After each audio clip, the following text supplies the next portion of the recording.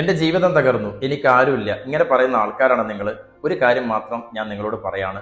നാളെ നേരം വെളുത്ത് എഴുന്നേൽക്കുന്ന സമയത്ത് നിങ്ങളുടെ കണ്ണിന്റെ കാഴ്ച ഒന്ന് നഷ്ടപ്പെട്ടു എന്നൊന്ന് ഇമേജിൻ ചെയ്യുക. ആ നിമിഷം മുതൽ നിങ്ങൾക്ക് ദൈവത്തോട് ഒരൊറ്റ കാര്യം മാത്രമേ പ്രാർത്ഥിക്കാനുണ്ടാകൂ. ദൈവമേ, എനിക്ക് ഒന്നും തന്നിട്ടില്ലെങ്കിലും ഒരു കുഴപ്പമില്ല, എൻ്റെ കണ്ണിന്റെ കാഴ്ച തിരിച്ചു തരണേ എന്ന്. അതായത് നിങ്ങളുടെ കണ്ണോളം വിലയില്ല നിങ്ങളുടെ മുഴുവൻ പ്രശ്നങ്ങൾക്കും. മനുഷ്യന് ഒരു ആരോഗ്യ പ്രശ്നം വരുന്നത് വരെ ബാക്കിയൊക്കെ പ്രശ്നങ്ങളാണ്. ആ നിമിഷം മുതൽ നമ്മൾ നമ്മളെ പഴിച്ചു തുടങ്ങും, കുറ്റം പറഞ്ഞു തുടങ്ങും. നമ്മുടെ ഉപബോധ മനസ്സിന്റെ പ്രത്യേകത എന്താണെന്ന് വെച്ചാൽ, ആ ഉപബോധ മനസ്സിന് ബോധമില്ല, നമ്മൾ പറയുന്നതിനെ അതുപോലെ ചെയ്തു തരിക എന്നുള്ളതാണ് ഉപബോധ മനസ്സിന്റെ ഡ്യൂട്ടി. ആദ്യം അത് അക്സെപ്റ്റ് ചെയ്യും, പിന്നീട് അതിനെ ബിലീവ് ചെയ്യും, പിന്നീട് അതിൽ നിന്നും ബിഹേവ് ചെയ്തു തുടങ്ങും. ലോകം മുഴുവനും നിങ്ങളെ കുറ്റം പറഞ്ഞോട്ടെ, ഒറ്റപ്പെടുത്തിക്കോട്ടെ, പക്ഷെ നിങ്ങൾ ഒരിക്കലും നിങ്ങളെ കുറ്റം പറയരുത്.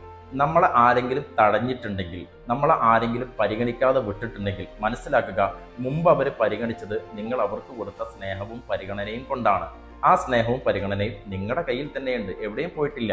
നിങ്ങൾ ഇന്ന് കാണുന്ന സങ്കടത്തെ വെച്ചിട്ടോ നാളെ കാണുന്ന സന്തോഷത്തെ വെച്ചിട്ടോ ഒരിക്കലും ജീവിതത്തെ മുഴുവനായിട്ട് അളക്കരുത്. അത് മാറി മാറി വന്നുകൊണ്ടിരിക്കും, ഒരു സൈക്കിൾ പോലെയാണ്. ആ നിമിഷങ്ങളിലൊക്കെ നിങ്ങൾക്ക് മറികടക്കാനുള്ള എല്ലാ മാർഗങ്ങളും നിങ്ങൾക്ക് ഉള്ളിൽ തന്നെയുണ്ട്. അത് മനസ്സിലാക്കുക, തിരിച്ചറിയുക, കരുത്തരായിട്ട് മുന്നോട്ട് പോവുക.